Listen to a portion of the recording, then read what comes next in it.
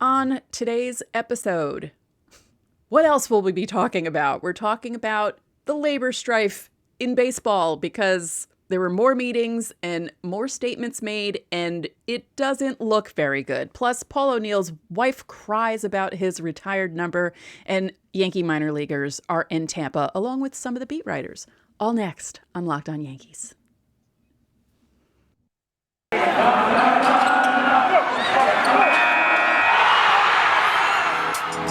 You are Locked On Yankees, your daily New York Yankees podcast. Part of the Locked On Podcast Network, your team every day.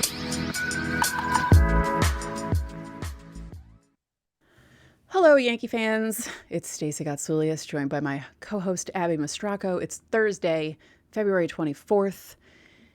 Things are not getting better between the baseball owners and players. More meetings does not equal more progress, unfortunately. Yeah. Before we get into it, let me quickly say you can listen to us in Apple, Google, Spotify, Stitcher, Odyssey. You can watch us on YouTube. And if you have a smart device, don't say its name too loud right now, you can tell it to play Locked On Yankees. Let's get into this quickly or right away, because we have a lot to discuss because Do we have a lot to discuss? It seems like the same story every day. Well, it's the same, but we have reactions to certain things. You know, players are starting to say things, and there's going to be a trickle-down effect if games are canceled. Mm-hmm. Yeah, well, that's okay. Well, let's discuss that because the MLB spokesperson said if the deadline isn't met, February 28th is that deadline where if they don't reach an agreement by then, they're going to have to start canceling games. And that's a week away. Yeah. 5 days away. And 5 days away. Yeah. And not only that. By the time you listen to this. I know. And not only that, they're basically games will be canceled, not made up. If this goes on long enough where the regular season is affected, they're just going to cancel those games, not make them up, and the schedule will start whenever they decide to start the season. So that is a problem because of the way the schedules are made. There are some seasons where the Yankees and Orioles play, 12 or 13 times before June. And then there are other seasons where the Yankees and Red Sox are front loaded, where they play 6 games in April, and it's not like everything's not really balanced, and there might be an issue within the divisions who didn't play certain games and who did play certain games because certain games are canceled, and it's just going to be a mess if games are canceled. But it looks like it's heading that way because things do not look good right now. Well, like we talked about yesterday, it seems like the owners were waiting for the players to cave. And the players aren't caving. Mm-hmm. Alex Wood tweeted today that they haven't made a good faith offer. What did he say? It's fascinating. MLB setting a hard deadline to play a full season for Monday. They locked us out, had barely any contact for 2 months post lockout, have yet to make a single good faith offer to even initiate real conversations to get a deal done. Just make a real offer. Yeah. So if the owners and the league were hoping that players would cave, it sure sounds like they're not about to cave. Oh no, they're not. It seems like they're going to dig in their heels and kind of call the owner's bluff and say, well, okay, you're not really doing anything. You started this and you started this. You didn't have to lock us out. You did. And I really believe the owners were expecting them to cave, and the players are like, no, we're not. Sorry, we're not going to do it this time. So that's not great. There's what was the other thing that I wanted to spotlight? It's going to have a bigger. There are jobs at stake, and not just baseball player jobs. Not just jobs, not just first baseman trying to find a spot this year.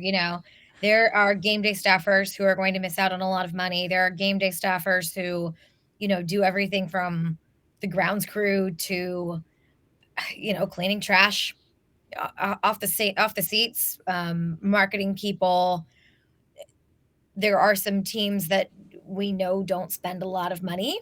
And during 2020, during the pandemic, we're not paying some of their staffs, weren't paying their scouting staffs. Now, the scouting staffs are probably going to stay on.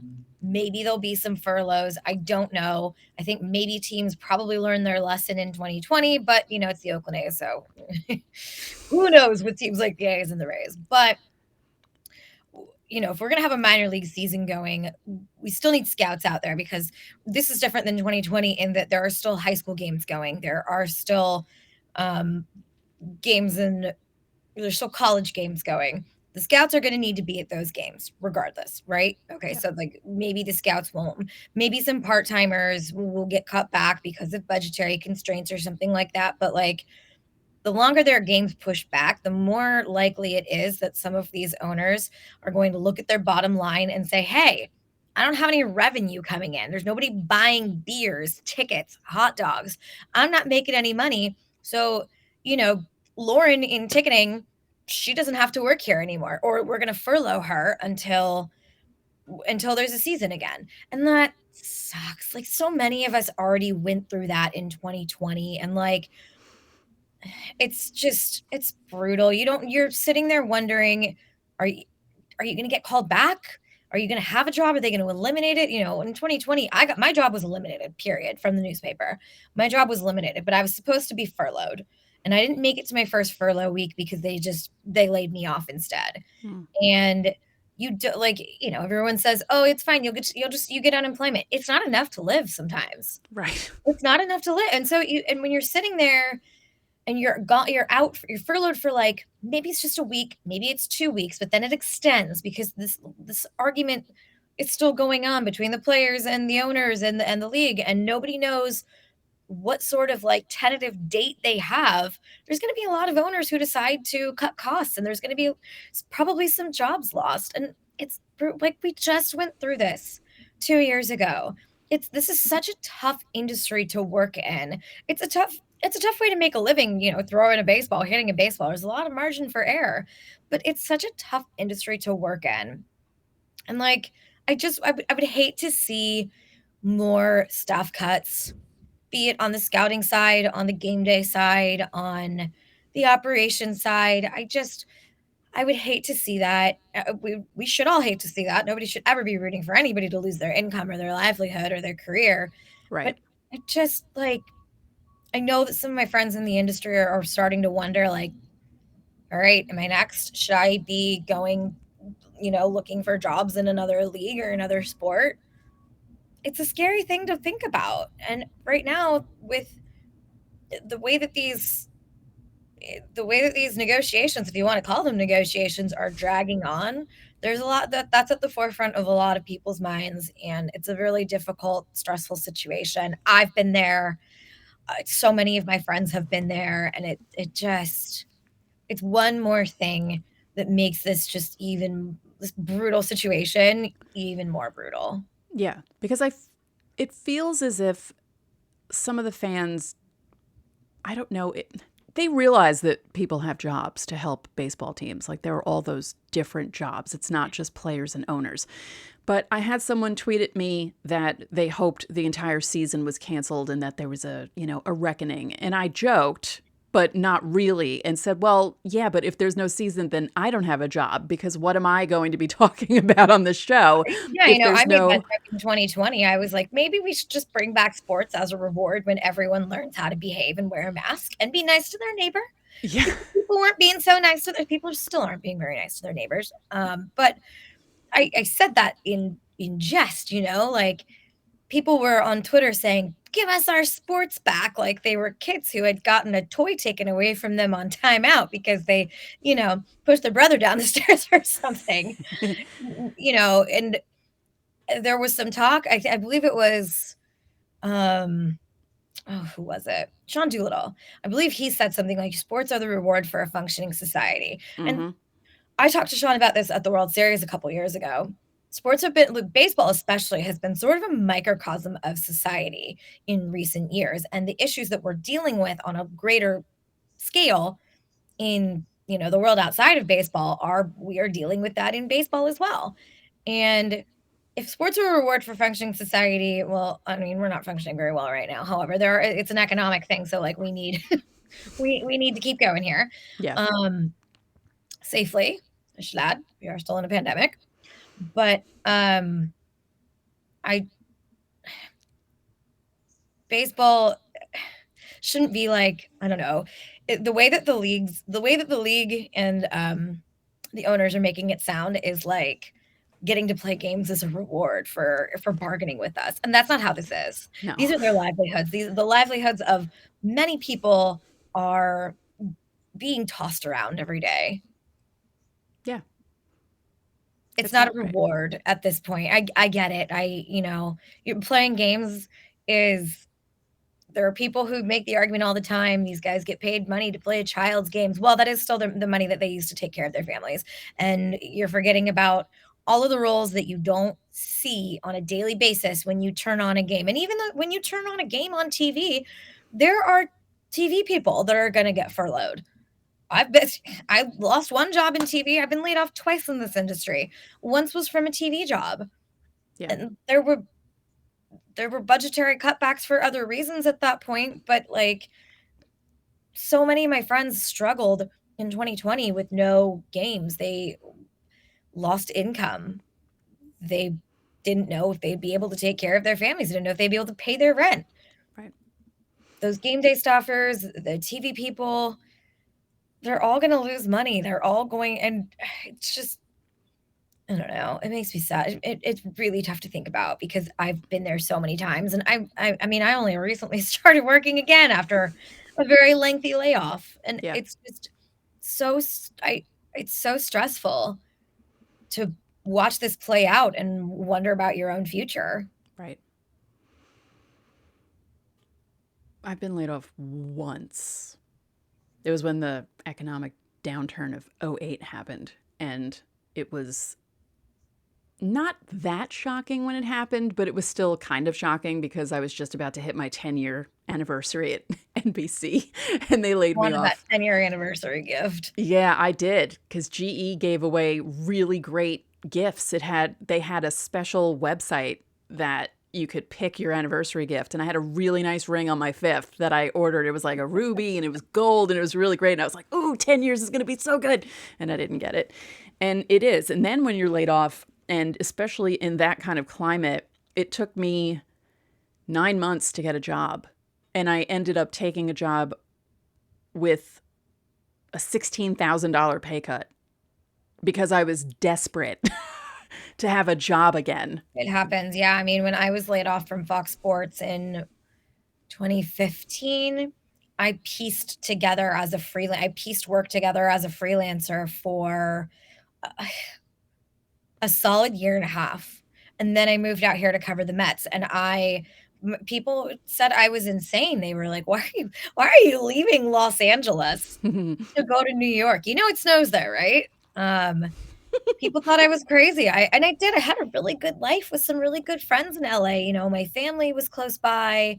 I had it really good. I also had a really good deal on a good apartment a mile and a half from the beach. I had a really good deal on that apartment.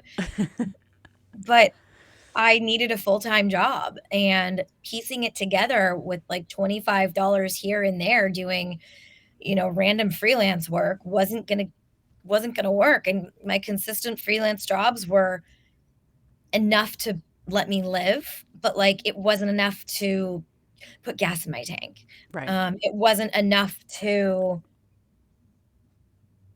buy more than the bare minimum of groceries. It wasn't even enough to buy health insurance.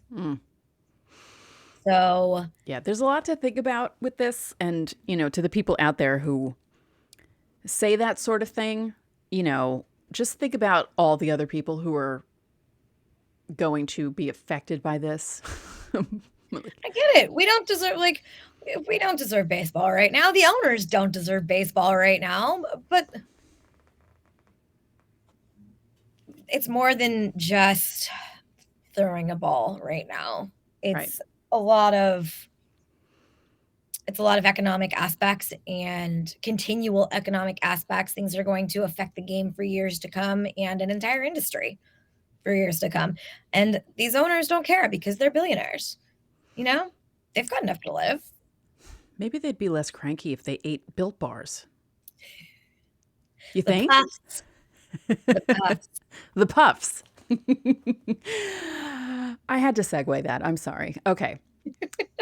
It's the end of February. Most people have given up their New Year's resolutions, but this year I'm sticking to mine. I'm being healthy, and Built Bar is helping me do that because it almost feels like it's not really a resolution because I like Built Bar.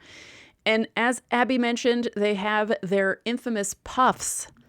They're the first ever protein-infused marshmallow. They're fluffy, they're marshmallowy, they're not just a protein bar. They're a treat, and they're covered in 100% real chocolate. And the churro flavor is amazing. Coconut marshmallow, banana cream pie. You're going to love them. All Built Bars are covered in 100% real chocolate. And they're low calorie, high protein, and you can replace your candy bars with them. Favorite flavors: mint brownie, coconut almond. Yeah. And the new flavor for this month, I've said it all month, going to keep saying it: white chocolate cookies and cream. It's probably just as amazing as it sounds. And every flavor is delicious. Built comes out with new flavors all the time. And if they think something might be good, they'll make it and let you know about it. So go to Built.com. Use our promo code LOCKED15. You'll get 15% off your order. Again, Built.com, promo code LOCKED15 for 15% off. Thank you for making Locked On Yankees your first listen of the day. And we're free and available on all platforms. And you can make your second listen of the day Locked On MLB Prospects. This is a good segue into the fact that some of our prospects are in Tampa. I saw videos. I'm very excited. I mean, I know spring training's not happening for the big guys, but the younger guys are there. And at least we get to see them doing some stuff. Jason Dominguez, I saw him. I saw Beck Way. Brick wall. Really? I was saying before we recorded, I said he reminded me of one of those like Lego movie hulky guys. Like he's just so, my God, he's not very tall. He's been eating his Built Bars. Definitely. He's been eating a lot of Built Bars. Who's the other one? Austin Wells. I always like to say this fact that he was born the day I started at NBC, July 12th, 1999. So I will never forget his birthday, which means I could be his mother. That's so scary. Doesn't that just make you feel old? I'm going to cry now. One of my friends married somebody who had 2 kids very young. She's 38. He's 37. I just had lunch with her on Sunday, and his kids were living in elsewhere, Tennessee, I think. But now the 14-year-old is here, and she was like trying to do the math of like how old she would be. And she just got this look on her face, and she's like, I don't want to know that. I don't want to know how old I would have been when I was like, you would have been 24. Yeah, that's perfectly acceptable age. She was so mad. She's like, when I was 24, she's like, I don't want to know. I was not responsible enough to be a parent. And I was like, well, congratulations at 38. You are responsible enough to be a step parent. You are a step parent. Tried to give her a little pep talk. You're doing great, sweetie. Yeah, I was 24 when Austin Wells, I was a month and 2 weeks away from my 25th birthday when he was born. So, yeah. So videos from Brian Hoke, Lindsay Adler's down there. Brian Hoke was talking to Rachel Balkovec about Jason Dominguez and how excited she is. And as everyone knows, she's the Tampa Tarpons manager. Yay. So that's exciting too, because we get to see that happening at least, even though the big guys aren't doing anything other than trying to get the owners to do something here. So Garrett Cole was there for the meetings. Max Scherzer, Andrew Miller. I believe Zach Britton was involved in some way because he's a big union person Zach as well. Britton was involved. Yeah. So, they're trying to do stuff, but like we keep saying, it's just, it feels as if the players are doing more. The owners aren't. The owners are kind of hoping that they'll cave, but they're not going to. I feel it. It's not going to happen. We're going to see games canceled, and I'm going to be really annoyed about this. Now, how many games will be canceled? That's I don't know. to be seen, but If it's only a handful, they can make up some on the schedule. But then that also there's a ripple effect there because there's obviously going to be rainouts. It's baseball playing in April. There's always rainouts in April, May, into the summer in the more humid humid states. We don't really have to worry about that so much in California. I forgot one year too that the California teams, they don't always build in an extra off day or an off day after opening day in case there's a rain out. Like right. They don't always do that in California. And I forgot about it. And I was looking at the Mets schedule and I was like, this is a weird scheduling quirk. And I was like, oh, you're not in California anymore. You've actually been in New York for a year. You should have remembered this from last year. Like you should have known this from working in baseball. But I had completely forgotten. I was talking to we've had snowouts. I know. I think I was talking to Christy Ackert and she just looked at me and laughed and she was like, you're not in Los Angeles. Yeah. Actually, we did have a snow out. 2003 opening day was delayed because of snow. And the next day, that was the Hideki Matsui Grand Slam. It was like 36 degrees at game time. It was freezing. And I love this because it's so typical of my father. I was dressed like I was doing the Iditarod. I had a down coat. I had a scarf up to my nose. And he was making fun of me because I went to school upstate and I was in the snow belt, like in the lake effect snow belt. So I was, from October to May, it was snowing in Oswego. And he's like, what the hell happened to you? Look at you. He was wearing a leather bomber with nothing, no scarf, no glove, just sitting there like it was, 55, 60 degrees. And it was 35. It was windy. It had snowed the day before. So it was still damp, really cold. And when you see the replay of that game on Yes, you can see how damp and how cold it was that day. It was brutal, but it was good because Matsui hit that home run. But yeah, we have snowouts sometimes here for opening day, not just rainouts. But people wonder why I moved from California, and sometimes I do too. I just told you guys why I moved. Yeah.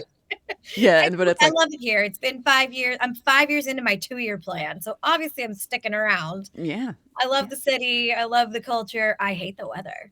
Yeah, the weather is because you get all 4 seasons. Ability to 2 baseball teams. Yeah. I hate the weather at both baseball stadiums. I'm so sorry. I don't know how you spend that much money on 2 baseball stadiums in the mid-2000s and don't put retractable roofs on them. Like, what are you doing? Because at that point, we were still trying to do the tradition thing. Mm-hmm.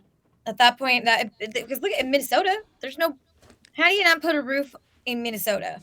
Look, granted, we just had a great Winter Classic there, and Minneapolis was a fantastic host, and the ballpark looked amazing. Also, that press box is vented in front. Like the glass windows slide back, very fancy.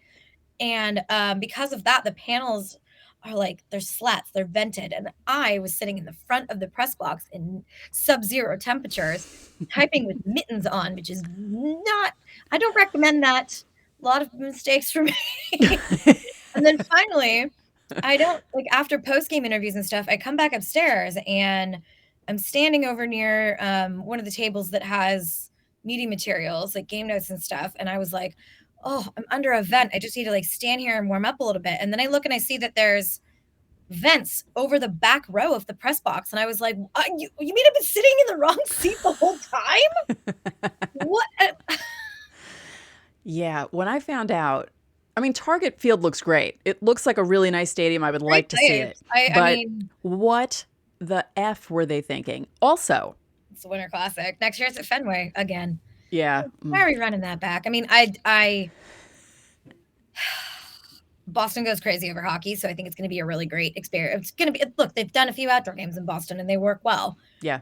I don't know, just give me something different. Can we do a Winter Classic in Lambeau? Well, that would be freezing. I know, but it's always freezing in Lambeau. It'd be fun. I'd be the novelty of it. That'd be so cool. Although the Winter Classic here, my brother went to the one where it was 15 degrees out at Yankee Stadium, and he was 2 days later, he's like, I think I finally thawed out. Yeah. He's like, this is. He was texting me from the game. He's like, this is the most brutal thing I've ever been to. What was I thinking? He was like, oh my God, this is so bad. It was the same way in Minnesota. I think, was that I was 2014? wearing so many layers. I looked like the Michelin Man. Yeah, I did that for a playoff game. Game 2 against the Angels. It was a damp, like 40-degree day. And yeah, I was like, you could see my legs weren't so puffy, but the top of me in pictures, and I was pretty thin then. I had lost 50 pounds back then too, and I was like 145 pounds. But you could see, like, my arms were kind of in all the pictures. I was with my friends like, yeah, great, this is great. But I was warm, so that was good.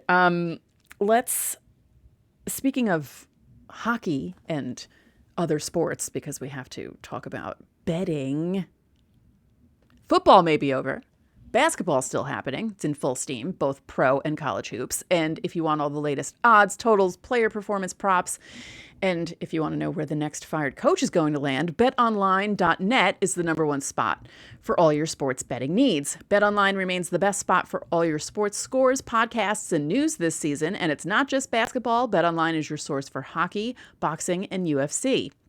Head to the website today or use your mobile device to learn more about the trends and action. BetOnline, where the game starts. I was going to say something funny about the mobile device thing because, phone.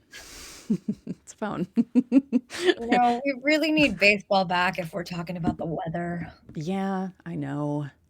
Well, speaking of the weather, it looks nice down in Florida. All those pictures with the blue sky and, what we love about spring training, even though spring training's not happening, but the blue sky and the green grass and, you just... Games are supposed to be happening this weekend. Spring training always brings a renewed sense of optimism, and we don't have that right now. We have a renewed sense of pessimism now after today. Doom and gloom is the forecast. Yeah, it's just oof. No, I'm. Oh, sorry. See, I can't. If you're watching on YouTube, I am pointing to my brother's Mo jersey behind me. And that made me think about the O'Neill thing. So let's talk about the O'Neill thing just for a second, because his wife, Neville, they've been together since they're like 15 and, they're in their 50s. So or almost 60s. So that's a big deal. She cried when she found out he was getting his number retired. And he was, he said he couldn't believe it. And he was really honored and really excited. And that made me feel better about everything. Well, like I talked about yesterday, it's so meaningful to these players to watch their jerseys get raised. I guess it's not raised into the rafters in baseball, but it's like I said, there's going to be members of the dynasty team there, and they'll relive all of these fun memories. And I'm sure it'll be a great night. It'll be a great weekend. But even if we're sitting here arguing about how many more numbers they really are they going to retire? They're going to run out of numbers. It's such an honor to the guys who are getting their numbers retired or getting plaques. Yeah. It's just, this is kind of it's a warm, fuzzy, it's a feel good thing. And you know what? We kind of need something to feel good about right now when it comes to baseball. So like, I'm sold. Paul O'Neill, congratulations. Yeah. Yeah, it's nice. And it'll be, like you said, I'm sure Joe Torre will be back. Mm-hmm. Tino, Bernie, Jorge, like all those guys. Jeter won't be because he's too busy with the Marlins. Maybe he'll do a message or something because that might be a thing. But I always like those days. Watching them on TV, being there. I was there for Andy Pettitte Day. I was there for Don Mattingly Day back in 97. Because Mattingly was my guy. He's the one that really, like, I watched baseball with my dad when I was a kid, when I was itty bitty and, hadn't gone to a game yet. But my first full season that I started going to games was 84, and Mattingly was like it. And so for my generation of Yankee fans, it was Mattingly or Winfield. And that was the battle. And my brother liked Winfield. I liked Mattingly. So it was that sort of a thing. And I was so excited to get tickets for his day because I actually had to go up to school, do something, then come back down and then go back up. So it was kind of funny. But we were stuck in traffic at like 167th Street, and it was my best friend, her boyfriend, my brother, and me. And I did not want to miss 1 second of the ceremony. And I was pissed that he drove all the way down instead of taking the subway like my brother and I normally did, because we park all the way at the end of Woodlawn, at the end of the 4, and just take the train down. It's so much easier to get to the stadium that way.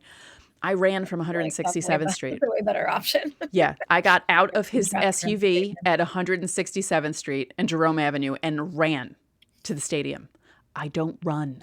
Okay. Don Mattingly made me run 7 blocks to the stadium because I didn't want to miss the ceremony. And I did not miss the ceremony. And in funnier news, it turns out the seats I had for Don Mattingly's day on August 31st, 1997, 2 years later became the seats that I had in my Sunday package, because when I sat there for my first game, I was looking and I'm like, the view from here looks really familiar. And then I looked at my ticket from a couple of years before and realized that I had the same seats. So that was kind of like a cool moment there when I was sitting in my box 623, row C, seats 5 through 8. That was my place for 10 years at Yankee Stadium. I have no ticket memories, or, I can't recall those things. I got a chance to work with Don Mattingly a little bit when he was managing the Dodgers, and he's very even keeled. And there was such theatrics in those Dodgers days, like Puig was coming up, and it just, the Dodgers were really good, but weren't good enough to get over the hump. Mm-hmm. And, a lot of people blame Mattingly because that's what happens. But Right. Mattingly always kept a very even keel when things were going right or wrong. And you could see how that really did well with the clubhouse. The clubhouse wasn't going through wild swings of emotion. I mean, they were, because you had some interesting characters on those Dodgers teams in 2012 through 14. That's true. But I enjoyed the interviews that I did with him. And as a young reporter, he made me feel like I guess maybe not a young reporter, but I had been mostly covering colleges at that point. And I'm coming in like 2012, I think. 2012, 13, 14 was when I was doing a lot of stuff for Fox Sports West in terms of baseball. And he didn't want me to like be scared to not ask questions and sound stupid. And it can be intimidating to be in media scrums, and especially with veteran reporters. Sure. And look, here's a secret of the industry. Baseball writers are cliquey and judgy. Oh, yeah. And I felt that right away walking into Dodger Stadium for my first major league game as a reporter. And I just was so desperate to like not be in anybody's way and not screw up and not embarrass myself. And after coming to a few games, I got a little bit more comfortable, and I was getting in there with some pre and post game questions. But there was one day where Don Mattingly said, "Hey, don't be afraid to speak up.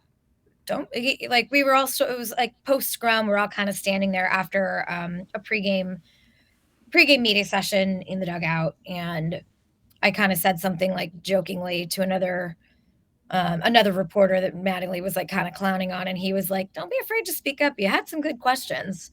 And every time I would ask a question from there, he would sort of, he would give me the full attention and respect. And sometimes there's managers who just look right past me that are like, "Yeah, whatever. I don't care about, I don't know her. I don't care about her." I didn't have a close personal relationship with him like you do as a beat writer sometimes.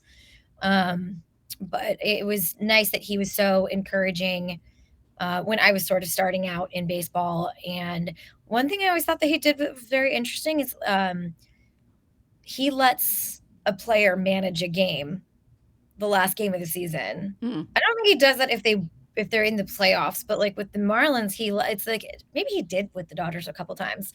I can't remember, but with the Marlins, he lets a player manage the end of the game or the end of the year.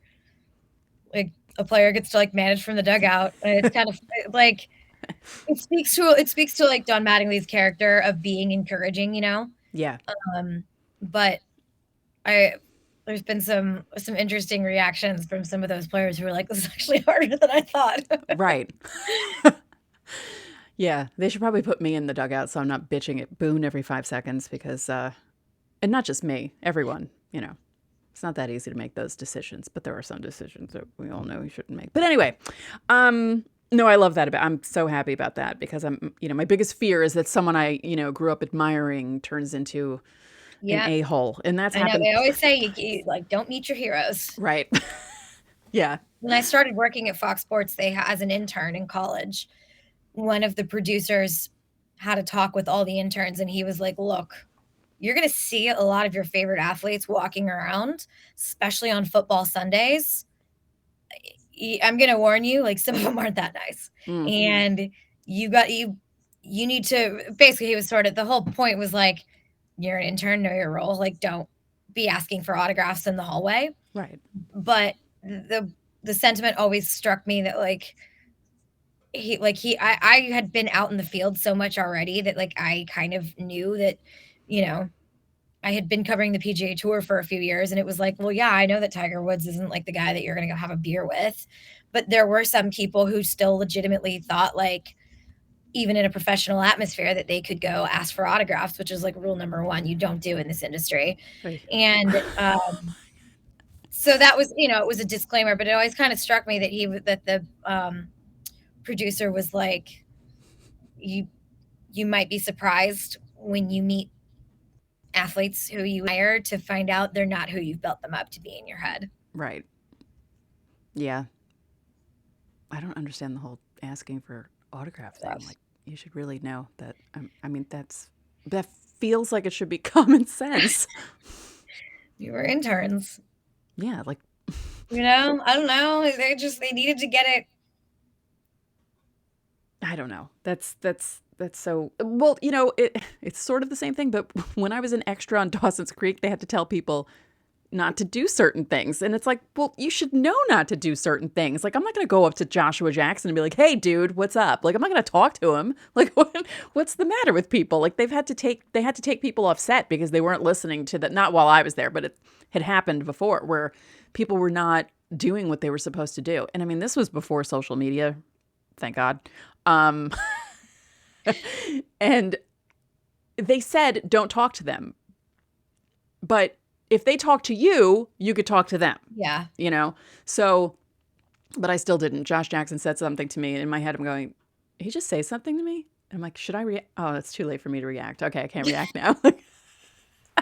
That sort of a thing. I was like, oh, he said something to me. Damn it. So, yeah, it's that sort of thing. You should really have common sense when you have that sort of a job, especially when you're an intern. I was an intern at a company, paid, but, I sat in a room one time attaching contracts for 8 hours.